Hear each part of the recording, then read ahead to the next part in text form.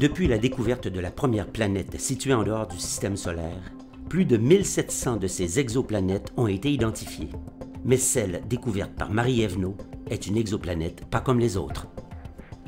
Quand j'ai commencé mon doctorat, j'ai en fait la chance d'être encadrée par une équipe vraiment exceptionnelle. Puis il y a un membre de notre équipe, Étienne Artigaud, qui a eu la bonne idée d'aller en fait explorer les alentours des étoiles jeunes au voisinage du Soleil, mais pas d'explorer très proche de ces étoiles-là, plutôt explorer à grande distance de ces étoiles-là. Les stratégies qui sont utilisées normalement pour détecter des planètes, c'est des stratégies qu'on dit indirectes. On ne voit pas directement la planète, mais on voit plutôt l'effet que la planète a sur son étoile. C'est vraiment beaucoup plus difficile de voir la vraie lumière qui est émise par une planète parce qu'une planète, ça brille vraiment pas beaucoup comparé à une étoile qui est très brillante. Nous, en fait, on s'est dit, pourquoi on n'irait pas voir très loin des étoiles? Et on a été chanceux, on a trouvé une planète qui est à 2000 fois la distance Terre-Soleil.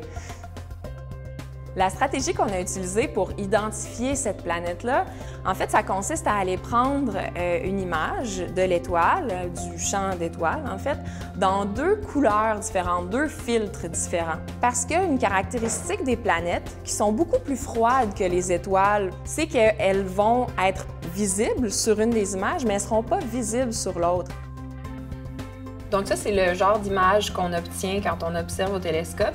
On a les deux images qui ont été prises dans des couleurs différentes, des filtres différents.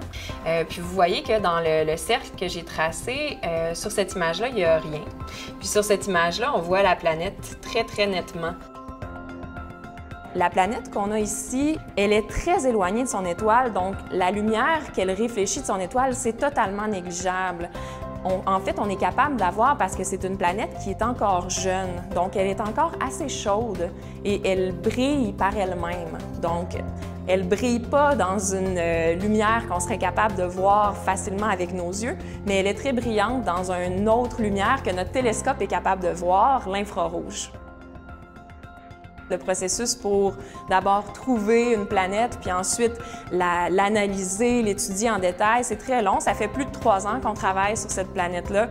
Mais moi, ce qui vraiment vient me chercher, puis ce qui me garde motivée, c'est de pouvoir apporter une petite contribution au savoir de l'humanité en général sur est-ce qu'il y a de la vie ailleurs, puis de quoi ont l'air les planètes autour des autres étoiles.